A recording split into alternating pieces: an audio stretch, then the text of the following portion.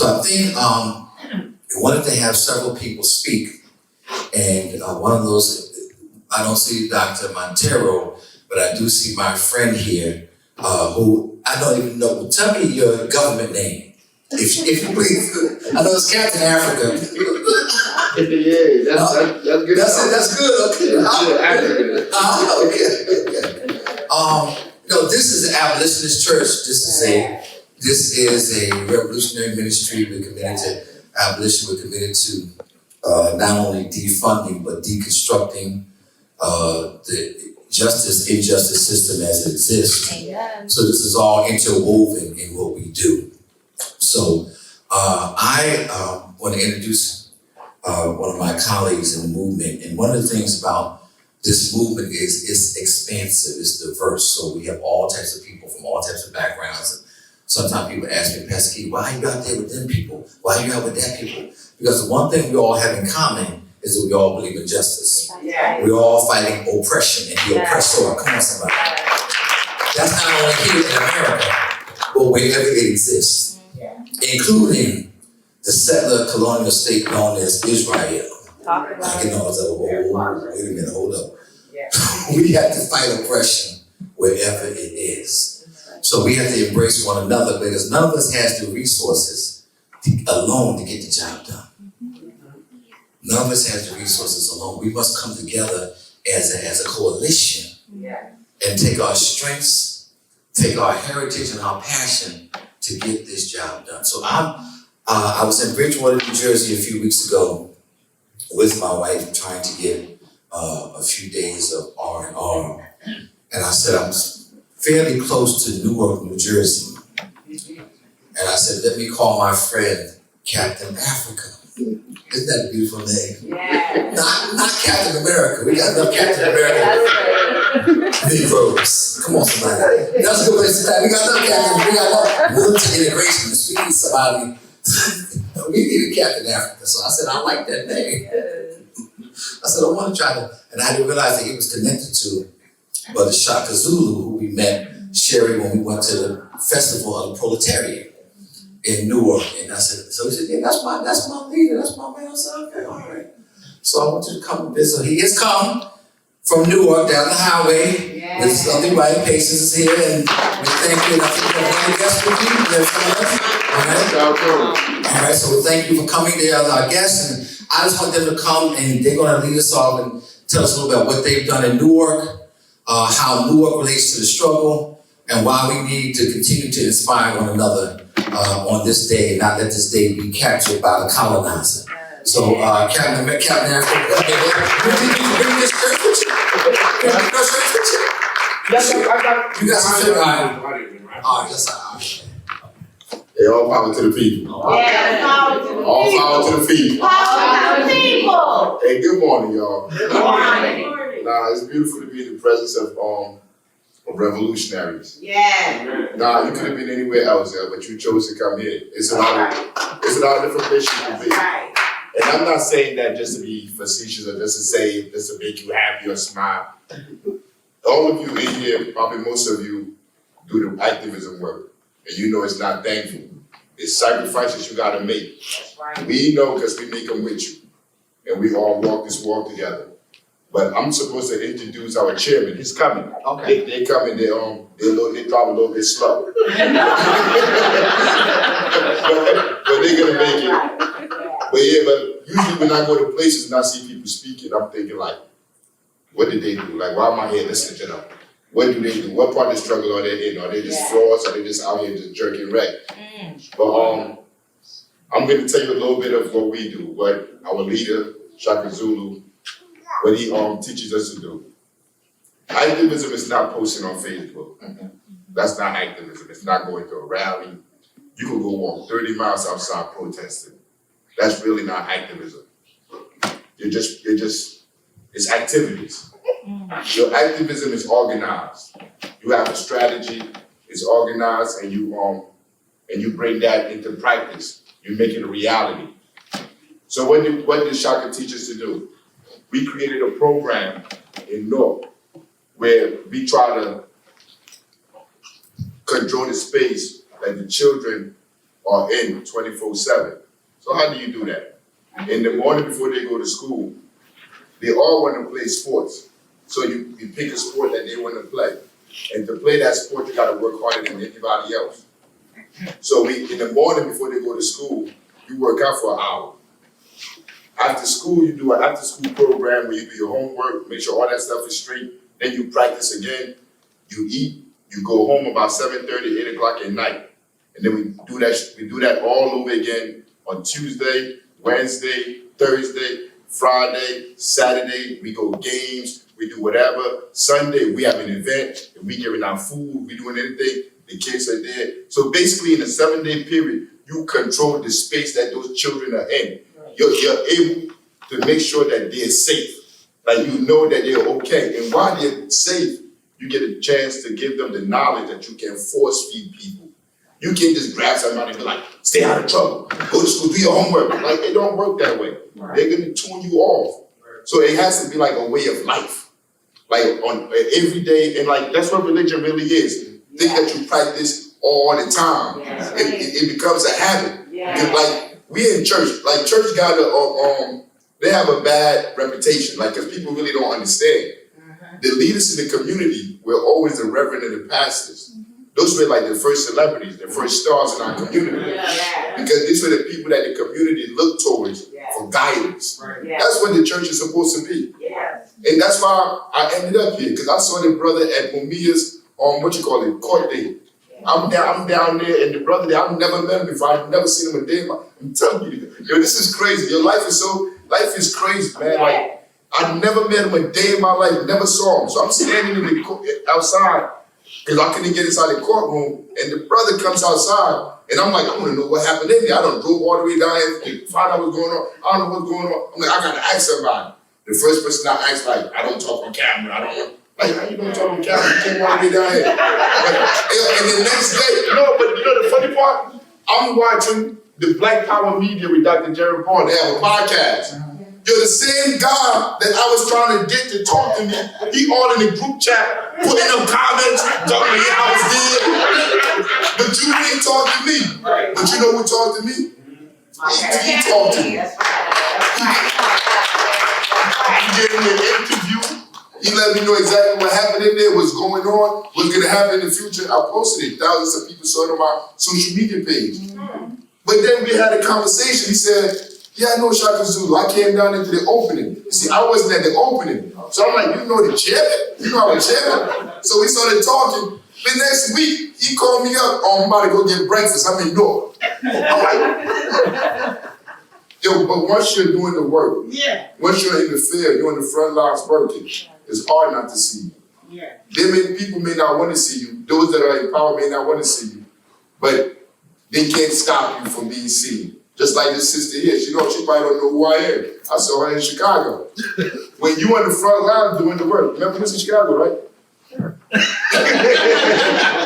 when you're on the front line doing the work, like you may not know, like people see you, but they see you.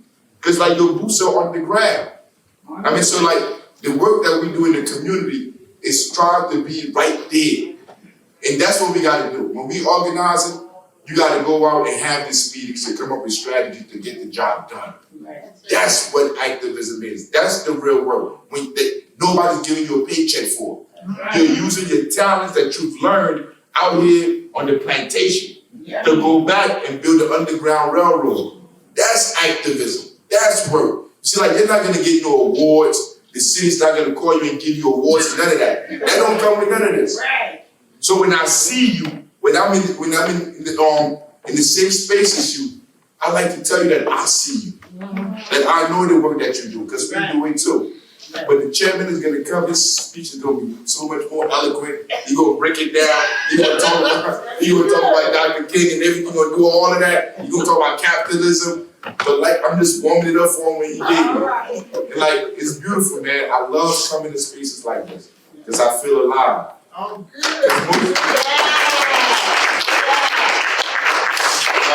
Most of the time, it's like you're not part of society. Like you're away from society. The stuff that they celebrate, you don't celebrate. So it seems like you're really not dead. Like you wonder, like, am I in a whole different in a whole different space, different time zone. But like, when I'm in spaces like this, it really makes me feel good because I know I'm around people that are with the struggle. Yeah. I mean, good people. Yeah. Good people. Hey, I love all of you, man. What's And Shaka should be here any minute soon, and he gonna bless you with them good words. Say all power to the people. All power to the people. Doc, you can come on down. Oh, Aaron said, okay, cool. Can we see if we can get that up on the screen? Thank you, brother Aaron. That's our high tech guy. He's a video production specialist. If you ever need something done, that's the gentleman right there. He is the master of Dutch masters. Y'all like young enough to know about that. But I called, when we were in Bridgewater, I called out to my dear comrade. I called out to Captain Afrikan.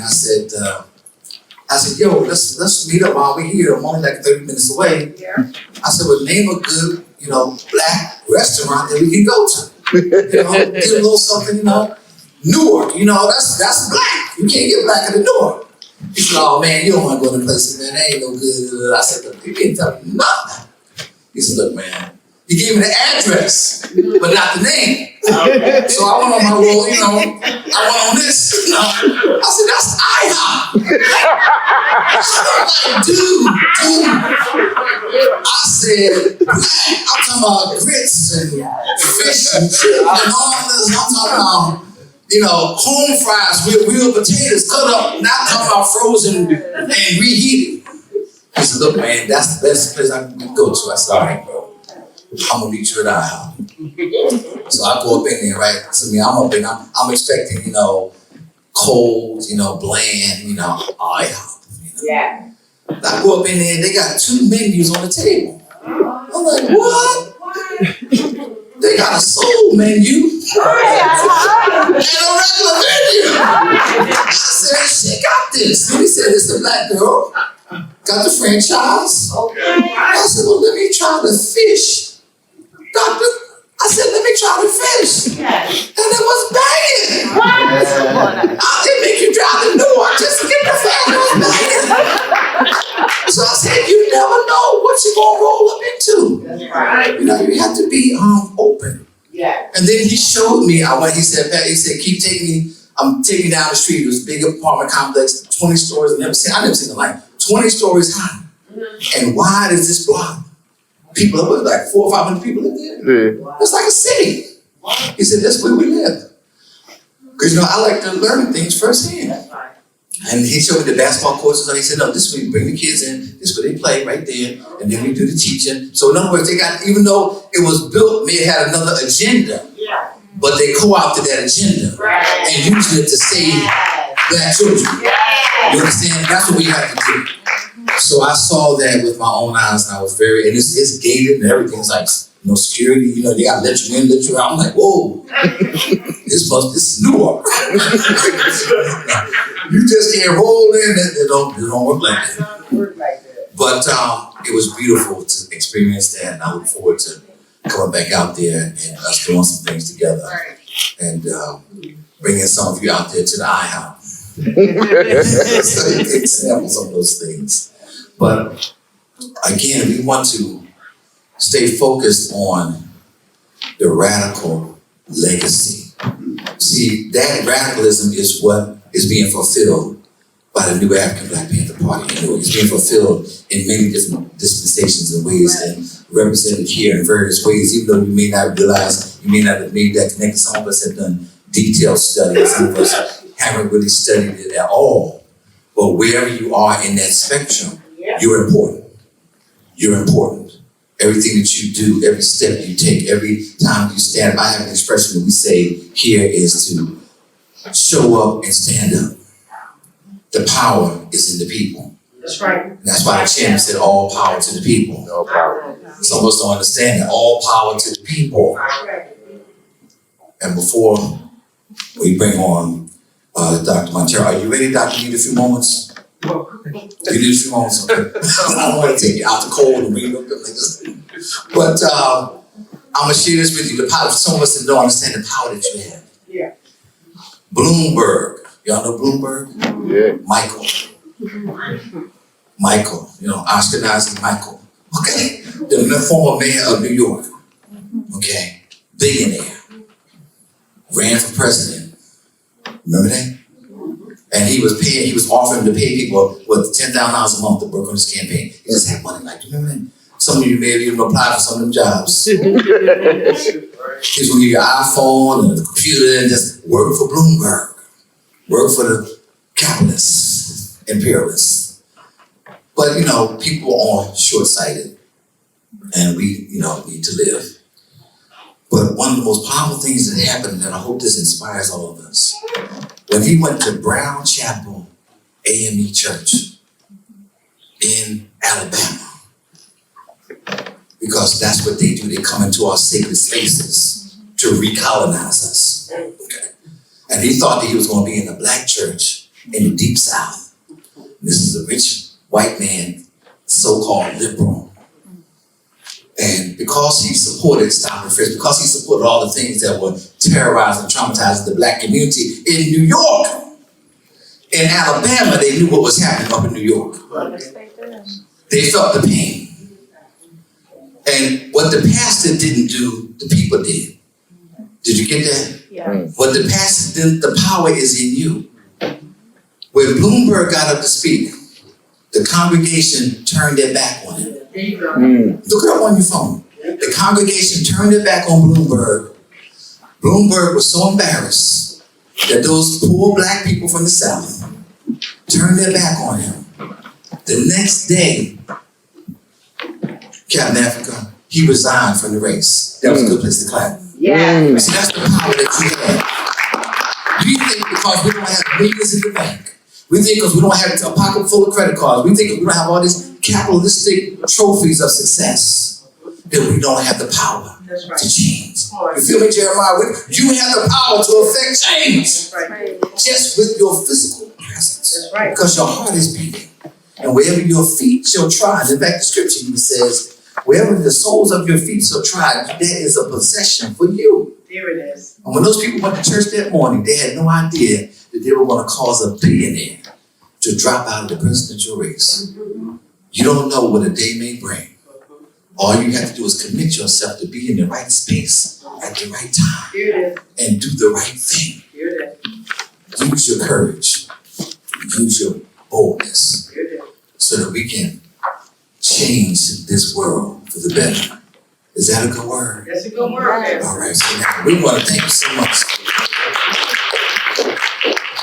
I just get excited, y'all. I feel like cutting up. But we're going to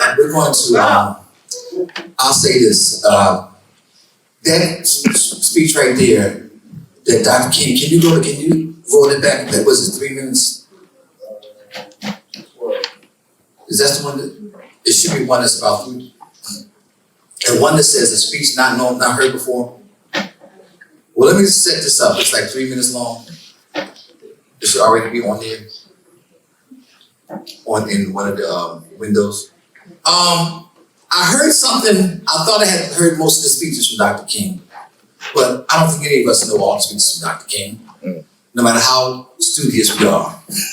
But I heard something as I was searching yesterday, Professor Monteiro. I heard a speech, and it said, it was like a 3-minute excerpt, and it said one of the lesser known speeches of Dr. King, and he said something that touched my soul. And this is why they work so hard, and this is why they got all these young people occupied today doing other things to detract them from fighting the colonizer and fighting for liberation. He said, I'm tired of meeting the first Negro. I never heard that before. He said, I'm tired. He said, I want to meet some second, third, and fourth Negroes. Yes. Dr. King said that in 1967 after his speech on Vietnam. And what was he saying? He was saying that, and see, the colonizer is still using the same playbook. Oh, she's the first this. Oh, Ketanji Brown, she's the first black female. Oh, she got braids and everything, locks. But Dr. King said, I'm tired of meeting the first. I want to meet some second, third, and fourth. In other words, if they're the first, then you still can't take any credit for that. Because we should have been in these positions a long time ago. Man, that was so exciting to me to hear that yesterday from the mouth of Dr. King. Next time you hear somebody do this long resume about some black person and they talk about how wonderful they are, see if there's anywhere in there where they stood up for black people. See if there's anywhere in there where they tried to save a black child or a black community or a black anything. See what's in their resume for your people. So I think at this point, it is fitting and proper to bring in one of our dear friends and a scholar in his own right. I know he doesn't like people to go into his scholarship, but he is a scholar. And from the tender line. See, a scholar can come from anywhere. You should have got happy off of that. A scholar can come from anywhere. A scholar from the tender line. Our own Dr. Anthony Monteiro. We'll talk about the medical legacy of Dr. King.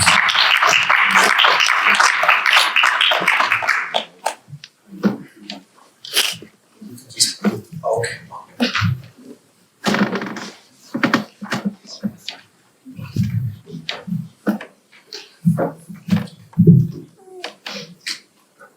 Good morning. Morning. It's really a pleasure to be here. I want to thank Pastors Keith and Karen Collins for inviting me to speak. This is always a special day for me. The official commemoration of the birth of Martin Luther King Jr. Just personal story.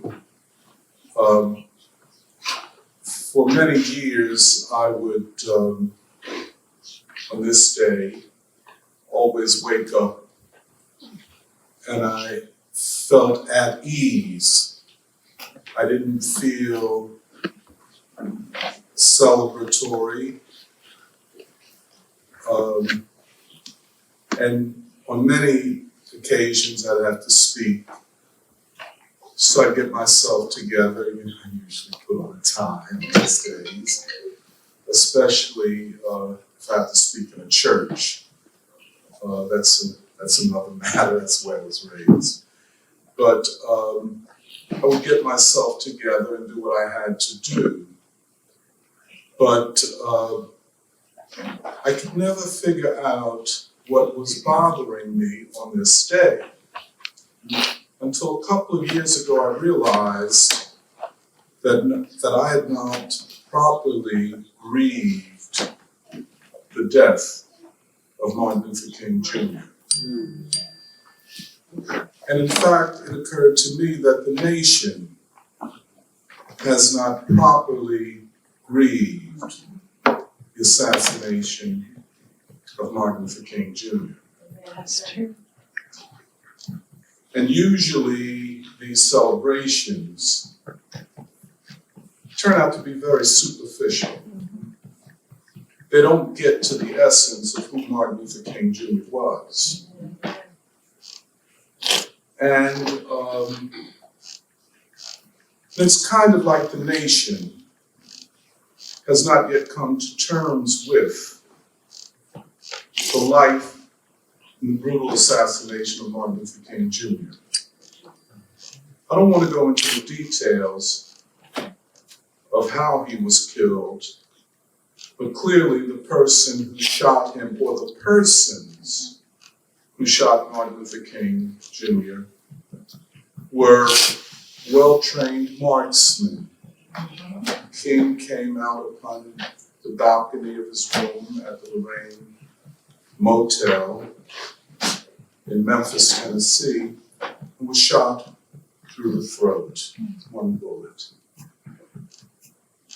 And, the days that followed were days of expression of rage and anger. There were uprisings in cities all across the country. And then kind of the nation got on with the business of being America. Black folk who perhaps carry the memory of King deepest in their hearts and minds have not grieved King. We have to admit this. And too often we have accepted a narrative about Martin Luther King which separates him from the time that he lived, but more than that, from the future that he foresaw.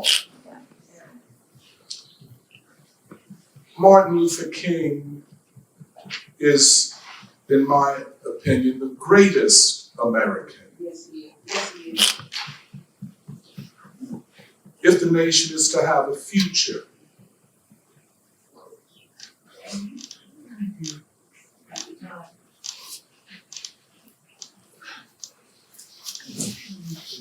It has to return to King. You know, Abraham Lincoln was assassinated. John F. Kennedy was assassinated, and these were brutal. They had a tremendous impact upon the nation's future history. But no assassination was as consequential as that of Martin Luther King Jr. No figure in American history has spoken so deeply to the souls of Americans as Martin Luther King Jr.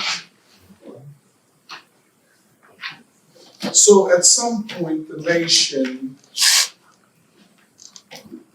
will have to come to the conclusion that it's not enough to name streets and housing projects and even to build monuments to King, because that's a way of sweeping under the carpet what we really have to do to honor King. And like Pastor Keith was saying, there's so many speeches and sermons that King gave that we don't even know about. You know, for many people, it is a revelation, his speech on a time to break silence while I opposed the war in Vietnam. Most people have never read his letter from a Birmingham jail. Few people know of the sermon that he gave most often, entitled 3 Dimensions of a Complete Life. So we really don't know King, and we don't know King because we're avoiding what we have to do, the difficult work of grieving. And how the grieving of a nation will look, especially at a time like this. You know, I want to talk about a couple of things and not talk too long, forgive me. Justice. Usually when we think about justice, we think about law. Justice through the law. We think most often about, for example, the Civil Rights Act, the Voting Rights Act. And actually, there's nothing wrong with that. Because in a liberal democracy, the law is supreme, or theoretically so. However, Martin Luther King defined justice differently. He said, and I quote, "Justice is law, justice is love in calculation." Let me explain that. There cannot be enduring justice without love. Now, King was saying something very different than the theorists of liberal democracy are saying. Who are the theorists of liberal democracy? We're talking about John Locke, we're talking about Thomas Jefferson, we're talking about the founders of the American Republic. They believed in law, and that through law, justice could be achieved. King said, justice and law are inextricably linked together. Most people, when you mention the word love, they think you're talking about something weak. How do I know? I used to believe like that. When I was 19 and 20, of course, I thought I knew it all. And I didn't believe King was real. Even then, I realized he was perfect almost. His speech, his courage. Why would a man with a PhD from a family that was relatively comfortable in Atlanta, Georgia, he could have just gone and taken his father's place in the ministry of Ebenezer Baptist Church. Well, he got a job after graduating from Crozier Theological Seminary here in Chester, and then a PhD from Boston University. By the way, people say, we're going to talk about the radical King. Well, when was King not radical? Believe me. One of the people he wrote about in his PhD dissertation was a socialist, a German socialist theologian named Paul Tillich. King was already aware of fascism and hence the anti-fascist struggle. That's why he insisted in the letter from the Birmingham jail and in other writings on the fierce urgency of now. He was saying, in effect, to Catholics and Protestants in Germany who looked the other way when Hitler was rising, King was saying that now is the time that one must act. There is no looking the other way when evil is on the move. The fierce urgency of now. So King already understood socialism. He already understood the anti-Nazi struggle of the 1930s and 40s. And being as educated as he was, he understood ultimately that it was people that could change history. I don't know a time when King was not radical. In fact, those who make the claim that there is a more radical way than that articulated by Martin Luther King, I don't think they know Martin Luther King well. I can speak for myself, and perhaps many of you can speak for yourselves also. Think about your own life. How many of us have demonstrated the courage of Martin Luther King Jr.? How many of us were prepared to sacrifice? I mean, he had it all, what he did. No, King represents the best of the Black radical tradition, of the tradition of revolutionary change, beginning with where you are and what you have to work with. You're not a revolutionary because you can perform like a revolutionary. You are revolutionary because you can move the people. You can communicate with the people.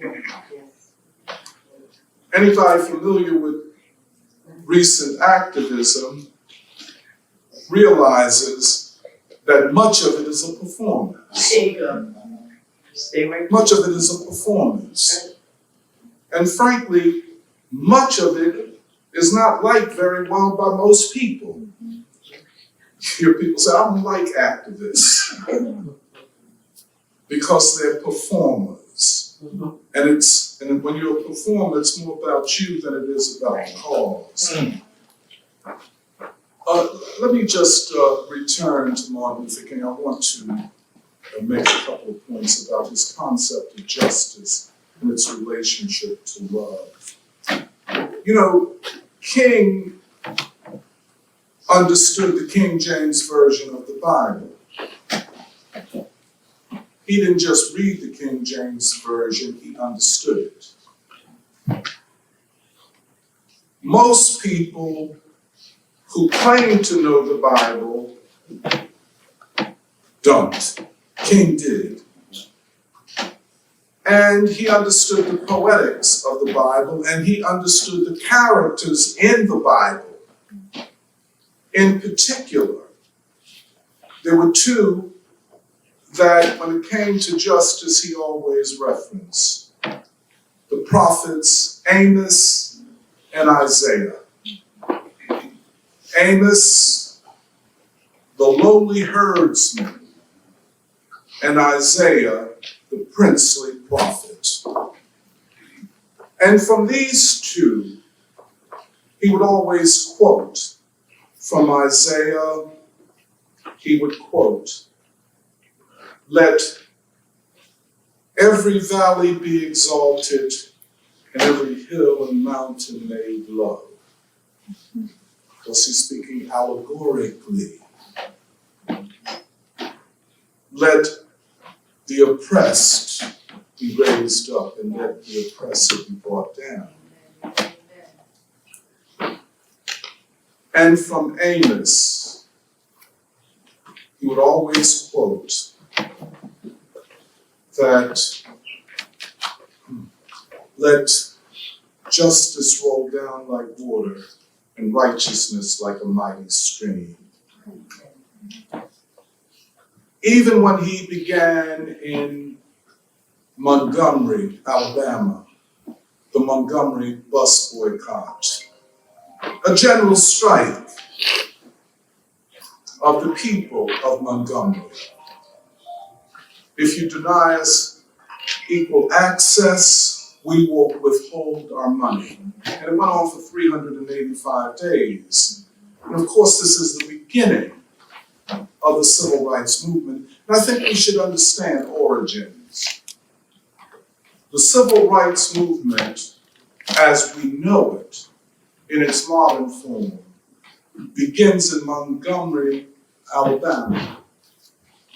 Started at Dexter Avenue Baptist Church, where one of the congregants was a brother by the name of Nixon, who himself was a leader in the Sleeping Car Porters Union, the only black union in the country.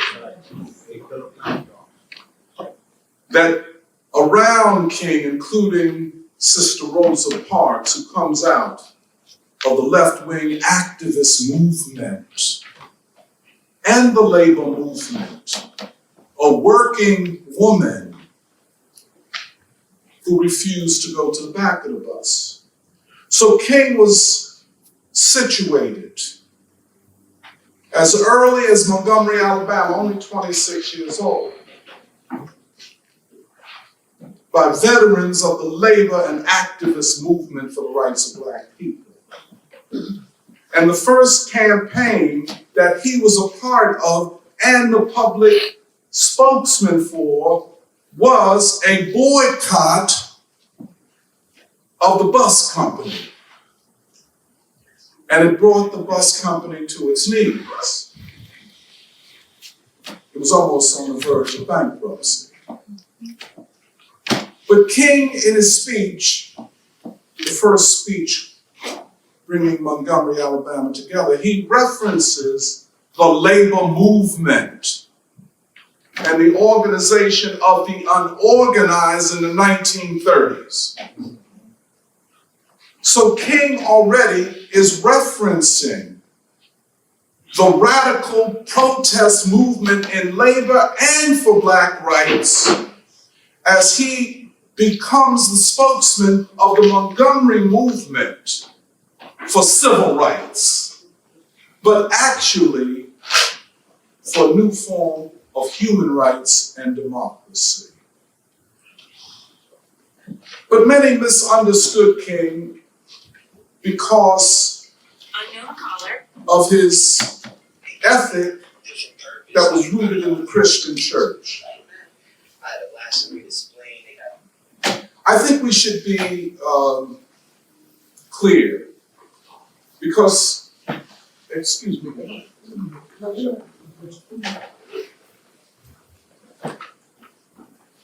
You know, the Black church is often a difficult phenomenon.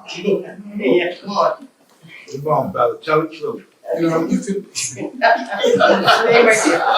it's hard to find the right church. Yeah. People ask me what church I belong to. I said, well, last count I was a member of 2. At least I went to 2, and that's before COVID.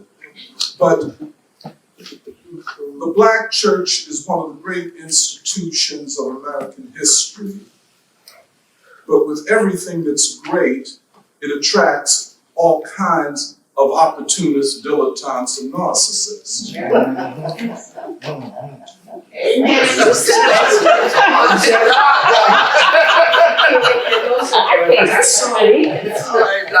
Oh, powerful. And so that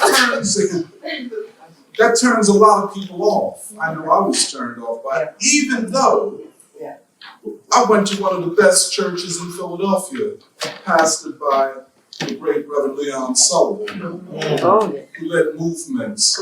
Said, don't buy where you can't work. Right, that's right. And 400 ministers That's right. got together in Philadelphia. The Enquirer, you know how hire Black men and women? Yeah. We ain't gonna buy the Enquirer. That's right.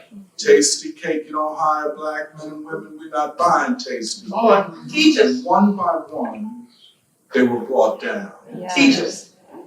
My pastor taught the social gospel, which to me is the real gospel. The real gospel. Amen. He did, really, Reverend Sullivan. He baptized me, and I feel very grateful for that. And to have grown up in that church. And even though I got away from the church would never get away from me. It is. The values of the church, the oratory of the church, the music of the church. In fact, I'm talking too long, but in fact, today I wanted to start what I was saying by playing Donnie McClurkin. Okay. But I didn't have the equipment to set it up right. Donnie McClurkin and Rance Allen, and they're my favorite singers. But I digress. But as Du Bois said, on these shores, the Black church precedes the Black family. Because you know, it was illegal to have a family under slavery for 245 years. Rape was legal, the Black family was illegal. But on the plantation, you could gather, as we did, for church. So the Black church on these shores precedes the Black family. Wow. Wow. Now that means more than it appears to me. That's right. It means that our lives as Black folk, maybe when I finish, Okay, yeah, whenever you're ready. Stand by Donnie McClurkin. Okay. Not now, but that means as Black folk, our trajectory socially was not the same as Euro-America.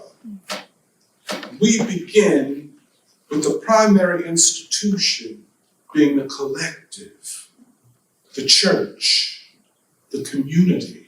Right. Right. Many sociologists have always criticized Black people, saying that your problem is your families are too weak. Mm-hmm. But the other side of that is the weakness of the nuclear family was overcome by the strength By the of the community. community organization. Here it is. That's right. Really, it is. That's right. That's And right. sociologically, Black folk, even up till today, are the most organized group in American society. The group less predisposed to individualism and selfishness. Oh, That's right. Now, I'm one who has a critique of pop culture as it exists today, which is based upon individualism, materialism, and narcissism. I don't like it. I don't like it. there you go. I don't like it in sport. I don't like it in my favorite sport, which is boxing. Oh, I don't like it in politics. I don't like Black people performing that way at all because it undermines what is fundamental to us, our history, and that is our community. that's right. And because of that, King was absolutely right when he counterposed to the liberal democratic theory of the individual and law being the foundation of justice. What King was saying is that it is the community and love which is the foundation of justice, That's right. not just law. Because for justice to prevail, or as Amos said, to run down like water, there must be a community, and for there to be a community, there must be love. And this is where the Black church has played a heroic, revolutionary, and prophetic role in American society.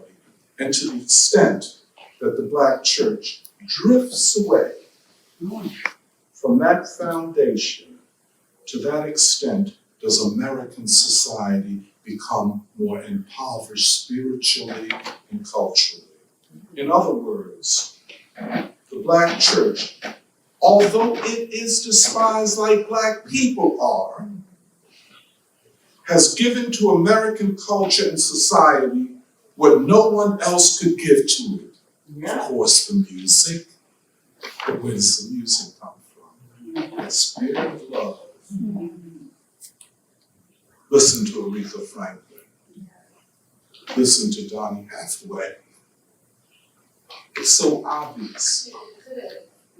And when our culture, our music, has a different narrative and uses other language, it ain't our music. I don't care who does it. I don't care how they look. Right. That's not our music. And it's not promoted by us. And it's not for us. We have to protect our children from it. Speak on it. Let me just end with this. There's so much to say about King. King's most delivered sermon was one entitled 3 Dimensions of a Complete Life. I recommend it to you. It's on YouTube. I recommend the version of it given at Yale University in 1962. A complete life. A complete life. He says there's the height of life. Pardon me. The width of life, the depth of life, and the height of life. And it is the third dimension that is most important, I think. First, before getting to that last dimension, King was fond of saying that love is the weapon that heals. Isn't that interesting?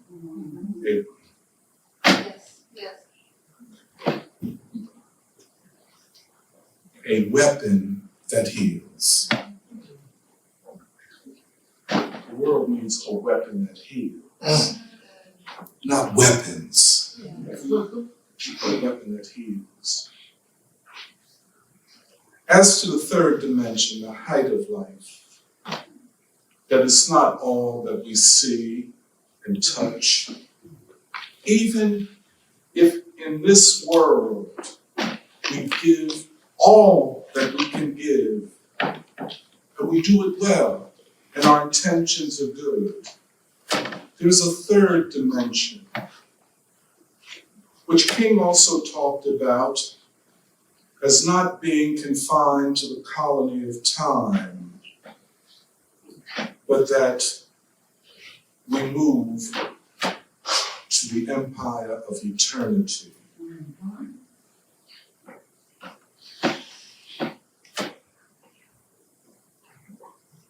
What we call, without fully understanding it, immortality. That each of us lives to become immortal, to transcend the colony of time of now and ascend to the empire of eternity. It's not an individual matter, it's a collective matter. And so the third dimension of life is that dimension where we see more than ourselves, more than our community, more than even humanity itself. We see eternity.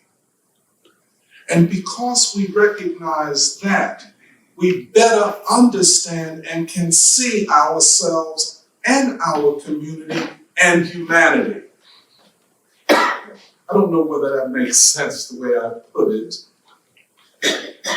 but to understand the now, you must see it in relationship to the eternal, to something more than the now.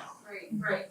The moment is a moment, but then there's something more than that. And this is King. The third dimension, he called it God. You don't have to call it that, I might not, depending upon your religion and philosophical point of view. But there is something that transcends the immediate. And if it is all about the immediate, it can only be about the individual ultimately. It can only be about materialism, and once you go to that level, you can only be a narcissist. Let me tell you, what everybody knows what a narcissist is. I can suggest if you ever want to get married, or as they say, date somebody, make sure they're not a narcissist. Because it's all about them. I think we all know people like that. I'm trying to get away from it. I've been trapped in the colony of some narcissists sometimes. But when it gets to that, there is no future. So we're at a point in the life of the United States, a moment of truth, where we're going to have to decide. We have big decisions to make. Whether there will be an American nation or whether there will be an American nation. I'm not an anarchist nor a nihilist, so I'm not a proponent of tear it down. That's not my approach to life. Because I have children and grandchildren, first of all. And I know too many children and grandchildren, and I know too many parents. So for me to be an advocate of tearing it down, I ask myself, well, is that a responsible attitude towards the future? No, it is not. Is it an adequate response to what Du Bois called the immortal child?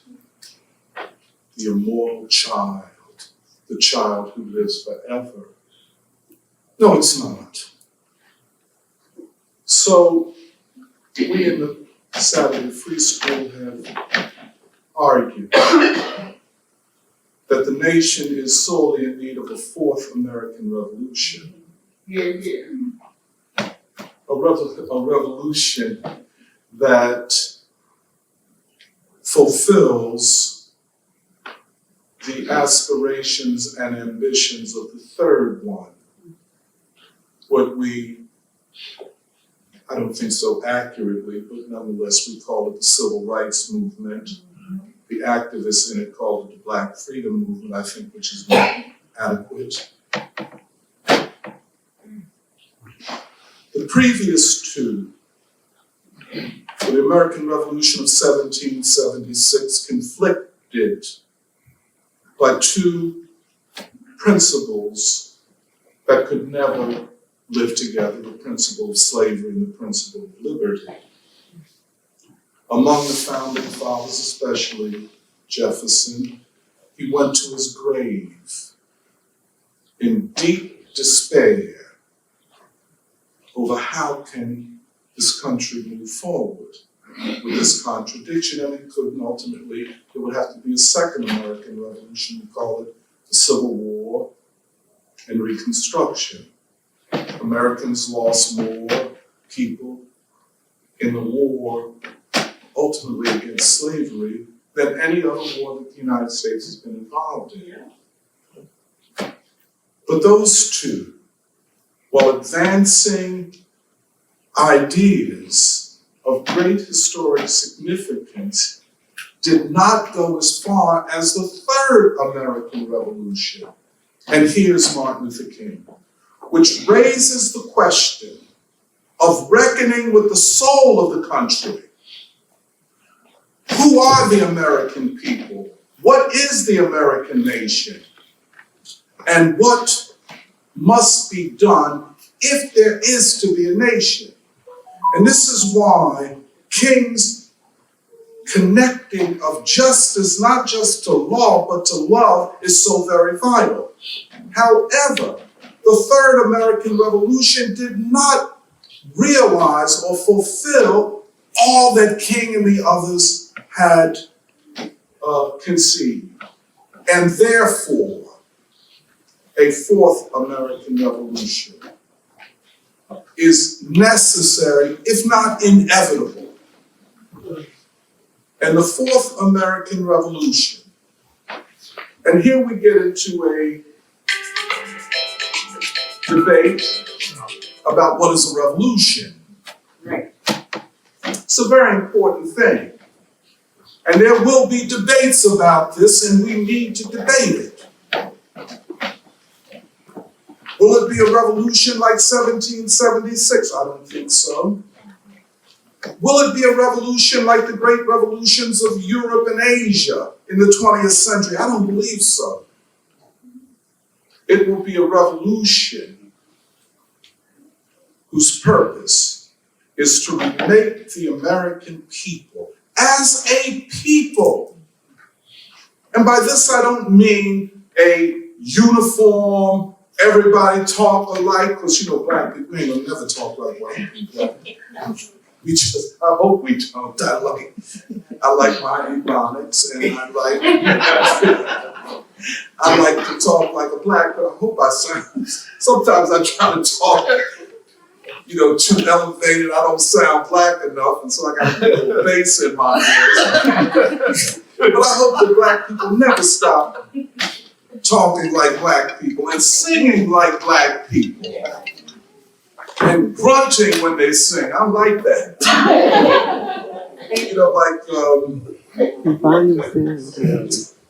Like Barry White sing. He said, I can tell a black singer. And you can imitate the black voice. But you know it's a black singer. They coming from a whole different place. The voice is not just the voice is the soul. By the way, when black people stop singing, we in bad shape. Please don't ever stop singing. That's why we need to church. Because if everything else out there is doing something else, talking and spoken word and all that, there got to be somewhere where black people can sing. Amen. In the old style. Amen. The blues on up. Yeah. But, forgive me. Here's what I want to get at. We're not talking about a nation of uniformity. We're talking about a nation of justice. And in the king's sense, a nation where the concept and the life world of love is foundational. Right. People are not born into the world loving or knowing how to love. They're born into the world with the potential to love. We teach children to love. Yes. When we teach children to say good morning, Yeah. thank you, Thank please, you know how you were raised with that? Yeah, that's right. Your mother would say, well, what do you say? Thank you. Those are just manifestations of something deeper. Of course, politeness, of course, generosity, but in the deepest sense of love. If you live in Philadelphia, you know it is a loveless city. There's not much love in Philadelphia. People don't love each other. Ride on the buses in Philadelphia. People don't speak to each other. People don't look at each other. In fact, people are afraid of one another. And that's in Chicago. That's in Cleveland. Yes, sir. I'm not even going to talk about St. Louis or New Orleans. I mean, really. Justice is love and calculation. Everybody wants justice, but few people know how to achieve it. So this next revolution will be a revolution to remake a people and to remake a nation. It can be done. It won't be done overnight. There will not be a quick seizure of the government and a declaration of a revolutionary government. That's the easy thing. But the incremental process of changing a people is what we have to do. And if there is to be a new nation, its father will be Martin Luther King Jr. Okay. He is that important. There is no equivalent to Martin Luther King. His vision to transform the most powerful and dangerous and militarized country in the world into its opposite is a task that can be achieved, but at the same time, we must understand what are its foundations. Let me just end with this. Let us study Martin Luther King. Let us know what his vision was. Let us recognize him, not as he is so often portrayed as weak and compromising. Believe me, he was not compromising at all. He was not compromising. Even when those around him, in that last campaign, Yes, sir. I'm going to Memphis to march with the sanitation workers. Andy Young, maybe Ralph Abernathy, some of the most important associates who have been with King for 10 years or more, said, Martin, we're tired, you need to rest. And he said, no, we have a final campaign against war and poverty. That civil rights, which is only laws, is meaningless without justice. and there is no justice without love. We can fight on this basis. We can go to our people, to the people generally, to speak like this, to organize the people, to build a movement of the people from below. But it must be based upon principles that think towards the future. Thank you very much.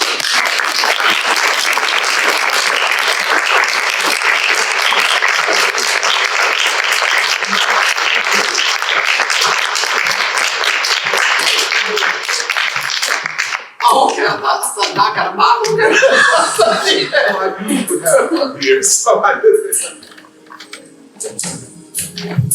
While this song is playing, many of us don't know each other. So there's something that we do, it's called passing the peace or fellowship. You greet the people around you, introduce yourself so people will know who you are, the type of work that you do. All right, take a few moments to get to know one another. Because one of the things that my wife said to me is, Keith, we have to give the people an assignment. Our being here today is just the beginning. When we leave here, we gotta know what we're gonna do next. What cause are we gonna take up? How we're gonna organize at another dimension. So meet the people around you as the song is playing. Get to know who's in the room.